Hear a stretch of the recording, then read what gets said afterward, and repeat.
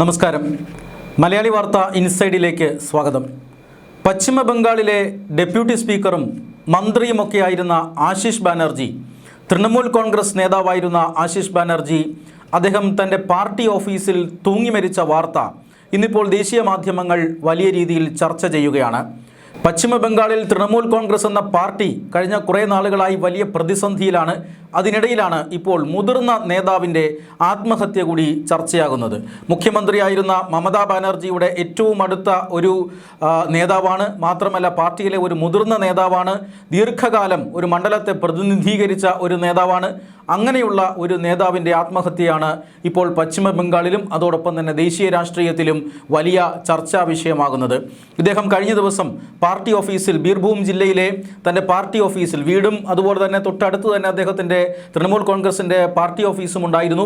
ഈ പാർട്ടി ഓഫീസിലാണ് അദ്ദേഹം തൂങ്ങി മരിച്ച നിലയിൽ കാണപ്പെട്ടത്. ആത്മഹത്യയാണ് ഇത് എന്നാണ് പോലീസ് പ്രാഥമികമായി വിലയിരുത്തുന്നത്. കാരണം അദ്ദേഹത്തിൻ്റെ മൃതദേഹത്തിന് അരികിൽ നിന്നും ആത്മഹത്യാക്കുറിപ്പ് കണ്ടെത്തിയിട്ടുണ്ട്.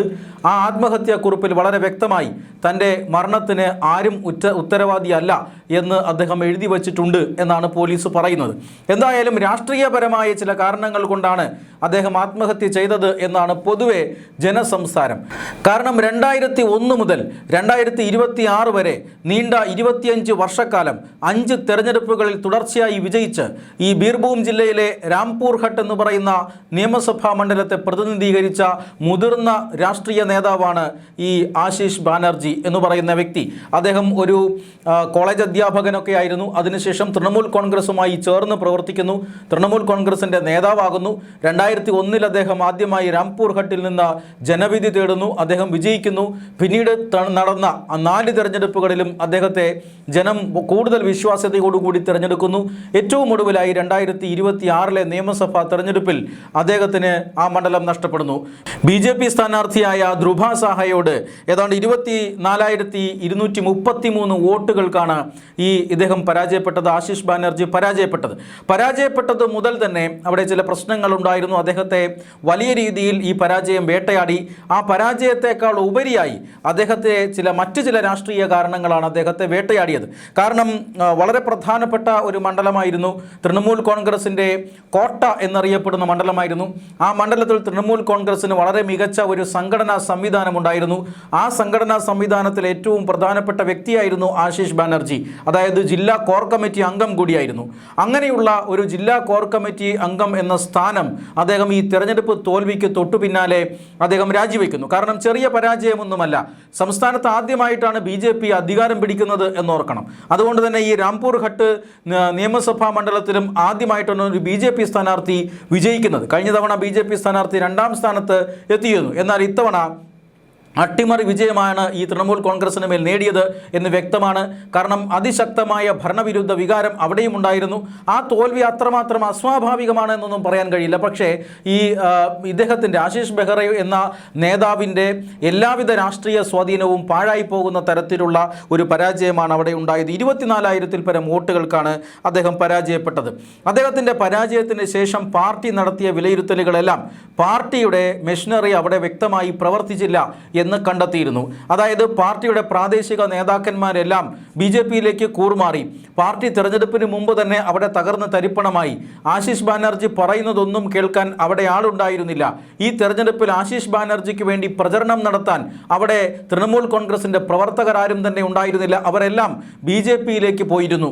ഇങ്ങനെ വലിയ സംഘടനാപരമായ തകർച്ച ആശിഷ് ബാനർജി ഈ കോർ കമ്മിറ്റിയിലുള്ള സമയത്ത് തന്നെ സംഭവിച്ചിരിക്കുന്നു. സംഘടനാപരമായി വലിയ തകർച്ച അവിടെ ഉണ്ടായി. പാർട്ടി പ്രവർത്തകരെല്ലാം അദ്ദേഹത്തെ വിട്ടു പോകുന്നു. അതിനുശേഷമാണ് അദ്ദേഹം ആ തെരഞ്ഞെടുപ്പ് പരാജയത്തിന് നേരിടുന്നത്. ഈ തെരഞ്ഞെടുപ്പ് പരാജയത്തിന് കാരണം കൂടെ നിന്നവർ ഒറ്റിയതാണ് എന്ന് വ്യക്തമായി തന്നെ ആശിഷ് ബാനർജി തിരിച്ചറിഞ്ഞിരുന്നു. മാത്രമല്ല കേന്ദ്ര നേതൃത്വം, തൃണമൂൽ കോൺഗ്രസിൻ്റെ സംസ്ഥാന നേതൃത്വം തന്നെ ഇക്കാര്യത്തിൽ വളരെ ശക്തമായ ഇടപെടലുകൾ നടത്തിയില്ല. ആശിഷ് ബാനർജിയെ പിന്തുണച്ചിരുന്നില്ല. ഇവരെല്ലാവരും മമതാ ബാനർജിക്ക് പിന്നാലെ ആയിരുന്നു എന്നാണ് ആശിഷ് ബാനർജിയുടെ വിശ്വാസം. അതായത് മുതിർന്ന നേതാവ് നേതാവാണെങ്കിൽ കൂടി വേണ്ടത്ര പരിഗണന തൻ്റെ പാർട്ടിയിൽ നിന്നും തനിക്ക് കിട്ടിയിട്ടില്ല എന്ന് ആശിഷ് ബാനർജി വിശ്വസിച്ചിരുന്നുവെന്ന് അടുപ്പക്കാർ പറയുന്നുണ്ട്. അതായത് അദ്ദേഹം മുതിർന്ന ഒരു നേതാവായിട്ട് കൂടി 2014-2015 അദ്ദേഹത്തിന് കിട്ടിയത്, ഒരു വർഷക്കാലത്തേക്ക് കിട്ടിയത് ഒരു സഹമന്ത്രി സ്ഥാനമാണ്. ആരോഗ്യ വകുപ്പിൻ്റെ സ്വതന്ത്ര ചുമതലയുള്ള ഒരു സഹമന്ത്രി സ്ഥാനമാണ് അദ്ദേഹത്തിന് കിട്ടിയത്. മാത്രമല്ല ഈ സ്റ്റാറ്റിസ്റ്റിക്സ് ഡിപ്പാർട്ട്മെൻറ്റിൻ്റെയും ഒക്കെ ചുമതലയുള്ള മന്ത്രിസ്ഥാനമാണ് പിന്നീട് അദ്ദേഹത്തിന് 2015 മുതൽ 2016 വരെ കിട്ടുന്നത്. 2017 മുതൽ 2021 വരെ അദ്ദേഹം സംസ്ഥാനത്തെ കൃഷിമന്ത്രിയായിരുന്നു. പിന്നീടാണ് അദ്ദേഹം ഡെപ്യൂട്ടി സ്പീക്കറായിട്ടൊക്കെ മാറുന്നത്. സത്യത്തിൽ വളരെ മുതിർന്ന ഒരു നേതാവും ദീർഘകാലം ഈ രാംപൂർ മണ്ഡലത്തിൽ നിന്ന് തിരഞ്ഞെടുക്കപ്പെടുന്ന ജനപ്രതിനിധി 5 തവണയാണ് അദ്ദേഹം തുടർച്ചയായി അവിടെ നിന്നും തിരഞ്ഞെടുക്കപ്പെട്ടത്. എന്നിട്ടുകൂടി ക്യാബിനറ്റിൽ വളരെ ശക്തമായ വകുപ്പുകൾ, വളരെ മറ്റ് പ്രധാനപ്പെട്ട വകുപ്പുകളൊന്നും നൽകാതെ അദ്ദേഹത്തെ ഈ പറയുന്ന വകുപ്പുകളിലേക്ക് മാറ്റി നിർത്തുകയും പിന്നീട് ഡെപ്യൂട്ടി സ്പീക്കറായി തിരഞ്ഞെടുക്കപ്പെടുകയും ഒക്കെയാണ് ഉണ്ടായത്. ഇതിൽ അദ്ദേഹം തീർത്തും നിരാശനായിരുന്നു എന്ന് അടുപ്പക്കാർ പറയുന്നുണ്ട്. കാരണം തനിക്ക് അർഹതപ്പെട്ട പരിഗണനയോ തനിക്ക് അർഹതപ്പെട്ട വകുപ്പുകളോ തന്നിട്ടില്ല. തന്നോടൊപ്പം തൃണമൂൽ കോൺഗ്രസിൽ പ്രവർത്തിച്ചു വരുന്നവരെല്ലാവരും തന്നെ പാർട്ടി വിട്ട് BJPയിലേക്ക് പോയി. അപ്പോഴും താൻ മമതാ ബാനർജിയോട് ഒപ്പം ഉറച്ചു തന്നെ നിന്നിരുന്നു. പക്ഷേ മമതാ ബാനർജി അതിൻ്റെ പരിഗണന നൽകിയില്ല. മമതാ ബാനർജി പാർട്ടിക്കകത്ത് ഒട്ടനവധി പ്രശ്നങ്ങൾ ഉണ്ടാക്കിയത് മമതാ ബാനർജിയുടെ മരുമകനായ അഭിഷേക് ബാനർജി പാർട്ടിക്കകത്ത് നടത്തിയ ചില ഇടപെടലുകളാണ്. ഇപ്പോൾ BJPയുടെ മുഖ്യമന്ത്രിയായിരിക്കുന്ന സുവേന്ദു അധികാരി അടക്കമുള്ളവർ പാർട്ടി വിട്ടുപോയത് ഈ പറയുന്ന അഭിഷേക് ബാനർജിയുടെ ഇടപെടലുകൾ കൊണ്ടാണ്. അഭിഷേക് ബാനർജി പാർട്ടിയിലെ ഒരു പവർ പോയിന്റായി മാറുകയും പാർട്ടിയിൽ മുതിർന്ന നേതാക്കന്മാരെയും മറ്റും വെട്ടിനിരത്തി ഒതുക്കി മാറ്റിയതിന് ശേഷം അവിടെ അഭിഷേക് ബാനർജിയുമായി ബന്ധപ്പെട്ട ആളുകളെ കൊണ്ടുവരികയും ചെയ്തു എന്ന് പരക്കെ കഴിഞ്ഞ കുറേ വർഷങ്ങളായി പാർട്ടിക്കകത്ത് തന്നെ അഭിപ്രായമുണ്ടായിരുന്നു. എന്നാൽ മമതാ ബാനർജി ഇത്തരം അഭിപ്രായങ്ങളെ ഒന്നും പരിഗണിച്ചതേയില്ല. അവർ ഈ മരുമകനോടൊപ്പം നിൽക്കുകയും അഭിഷേക് ബാനർജിക്ക് സർവ്വ സ്വാതന്ത്ര്യവും നൽകുകയും അഭിഷേക് ബാനർജി പറയുന്നത് പോലെ കേൾക്കുകയും ചെയ്തു എന്നുള്ളതാണ് തൃണമൂൽ കോൺഗ്രസിനെ വലിയ തകർച്ചയിലേക്ക് നയിച്ചത് എന്ന് ഇപ്പോൾ പലരും വിലയിരുത്തുന്നുണ്ട്. ഈ പറയുന്ന ആശിഷ് ബാനർജിയും അഭിഷേക് ബാനർജിയുടെ ഒരു ഇരയായിരുന്നു എന്നും ഇപ്പോൾ രാഷ്ട്രീയമായി ചർച്ച ചെയ്യപ്പെടുന്നുണ്ട്. എന്തായാലും മമതാ ബാനർജിയും അഭിഷേക് ബാനർജിയും ഇന്ന് ഏറെക്കുറെ തൃണമൂൽ കോൺഗ്രസിൽ നിന്നും പുറത്തായ മട്ടാണ്. കാരണം 80ഓളം അംഗങ്ങൾ അല്ലെങ്കിൽ ഈ കഴിഞ്ഞ തെരഞ്ഞെടുപ്പിൽ 2026 തെരഞ്ഞെടുപ്പിൽ തൃണമൂൽ കോൺഗ്രസിന് കനത്ത തോൽവി ഏറ്റുവാങ്ങേണ്ടി വന്നെങ്കിലും 80ഓളം MLA-മാരെ വിജയിപ്പിക്കാൻ ഈ ഒരു ഘട്ടത്തിലും തൃണമൂൽ കോൺഗ്രസിന് കഴിഞ്ഞിരുന്നു. അടുത്ത തെരഞ്ഞെടുപ്പിൽ ഈ ഒരു നഷ്ടപ്പെട്ട സ്ഥാനമാനങ്ങൾ അല്ലെങ്കിൽ നഷ്ടപ്പെട്ട ജനപിന്തുണ തൃണമൂൽ കോൺഗ്രസിന് തിരികെ പിടിക്കാനും സാധിക്കുമായിരുന്നു. പക്ഷേ പാർട്ടിയിലെ പ്രശ്നങ്ങൾ അത് അതീവ ഗുരുതരമായി വളർന്നിരുന്നു എന്ന് വേണം മനസ്സിലാക്കാൻ. തെരഞ്ഞെടുപ്പ് തോൽവിയെ തുടർന്ന് പാർട്ടി സമ്പൂർണ്ണമായി തകർന്നടിയുന്നതാണ് നമ്മൾ കാണുന്നത്. നിയമസഭാ തെരഞ്ഞെടുപ്പിന് ശേഷം മമതാ ബാനർജി MLA-മാരുടെ ഒരു യോഗം വിളിക്കുമ്പോൾ 80 പേരിൽ വന്നെത്തിയത് വെറും 19 MLA-മാർ മാത്രമായിരുന്നു. അതോടുകൂടി അഖിലേന്ത്യാ തലത്തിൽ തന്നെ മമതാ ബാനർജി നാണം കെട്ടു. സംസ്ഥാനത്ത് മാത്രമല്ല, ഇനിയിപ്പോൾ കേന്ദ്ര രാഷ്ട്രീയത്തിൽ എന്തെങ്കിലും പരീക്ഷിക്കാമെന്ന് പറഞ്ഞു വന്ന മമതാ ബാനർജിയെ കോൺഗ്രസ് നിരുത്സാഹപ്പെടുത്തി. മാത്രമല്ല BJP അധികാരത്തിലെത്തിയിരിക്കുന്നു. BJPക്കെതിരെ തനിക്ക് മാത്രം പോരാടാൻ കഴിയില്ല. സംസ്ഥാനത്തെ കോൺഗ്രസും CPM-ഉം എല്ലാം തന്നോടൊപ്പം നിൽക്കണമെന്നും ഒരു വിശാല പ്രതിപക്ഷ സഖ്യമുണ്ടാക്കാമെന്നും മമതാ ബാനർജി ചിന്തിച്ചു. ഇങ്ങനെ ഒരു അഭിപ്രായം CPM-ഉമായും കോൺഗ്രസുമായും അവർ പങ്കുവയ്ക്കുകയും ചെയ്തു. എന്നാൽ കോൺഗ്രസും CPM-ഉം ഇതിനെ വീണ്ടും നിരുത്സാഹപ്പെടുത്തി. അതായത് തൃണമൂൽ കോൺഗ്രസ് ആണ് സംസ്ഥാനത്ത് BJP വളർത്താനുള്ള സാഹചര്യം ഉണ്ടാക്കിയതെന്നും അതുകൊണ്ട് ഒരു കാരണവശാലും തൃണമൂൽ കോൺഗ്രസുമായി ഞങ്ങൾ ഈ സഹകരിക്കുന്ന പ്രശ്നമില്ലെന്നും വിശാല പ്രതിപക്ഷ സഖ്യമെന്ന ആവശ്യം, മമതാ ബാനർജിയുടെ ആവശ്യം CPM-ഉം അതുപോലെ തന്നെ കോൺഗ്രസും തള്ളിക്കളയുകയാണ് ചെയ്തത്. അങ്ങനെ മമത രാഷ്ട്രീയമായി തന്നെ സംസ്ഥാനത്ത് ഒറ്റപ്പെടുന്ന സാഹചര്യമുണ്ടായി. MLA-മാർ ആദ്യം പാർട്ടി വിട്ടുപോകുന്നു, ഭൂരിഭാഗം അണികളും പാർട്ടി വിട്ടുപോകുന്നു, MP-മാർ പാർട്ടി വിട്ടുപോകുന്നു, രാജ്യസഭാ MP-മാർ രാജിവെക്കുന്നു, അവിടെ നിന്നും BJP കാൻഡിഡേറ്റുകൾ വിജയിച്ചു പോകുന്നു.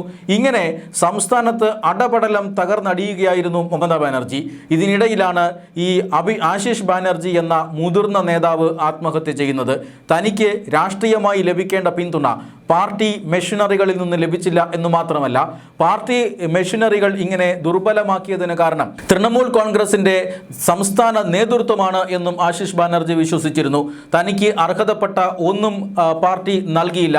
മാത്രമല്ല ഈ തെരഞ്ഞെടുപ്പ് തോൽവിയോടുകൂടി സംഘടനാ സ്ഥാനമാനങ്ങളിൽ നിന്നും തന്നെ ഒറ്റപ്പെടുത്തുന്നു.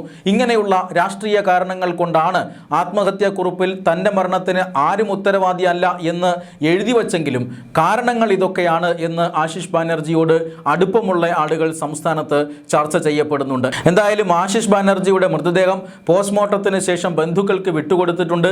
സംസ്ഥാനത്തിൻ്റെ പൂർണ്ണ ആദരവോടുകൂടി അദ്ദേഹത്തിൻ്റെ സംസ്കാരം നടക്കുമെന്നാണ് പ്രതീക്ഷിക്കുന്നത്. മമതാ ബാനർജിക്കും സംഘത്തിനും, അതായത് തൃണമൂൽ കോൺഗ്രസിലെ ബാക്കിയുള്ള നേതാക്കന്മാർക്ക് ഇതൊരു വലിയ തിരിച്ചടിയായി മാറുകയാണ്. കാരണം ഒട്ടനവധി നേതാക്കന്മാരും ജനപ്രതിനിധികളും പാർട്ടി വിട്ടു പോയിട്ടും മമതാ ബാനർജിക്കൊപ്പം തൃണമൂൽ കോൺഗ്രസിനോടൊപ്പം ഉറച്ചു നിന്ന ഒരു നേതാവാണ്. ബംഗാളിൻ്റെ മുൻ ഡെപ്യൂട്ടി സ്പീക്കറാണ്, മന്ത്രിയാണ്, വിവിധ വകുപ്പുകൾ കൈകാര്യം ചെയ്ത് പരിചയമുള്ള ഒരു മന്ത്രി കൂടിയാണ്. അങ്ങനെയുള്ള ഒരു മന്ത്രി അല്ലെങ്കിൽ അങ്ങനെയുള്ള ഒരു നേതാവ്, മുതിർന്ന നേതാവ് പാർട്ടി ഓഫീസിനുള്ളിൽ ആത്മഹത്യ ചെയ്തു എന്നത് തൃണമൂൽ കോൺഗ്രസിനെ വല്ലാതെ ഉലയ്ക്കുന്നതാണ്, പ്രത്യേകിച്ചും മമതാ ബാനർജിയെ.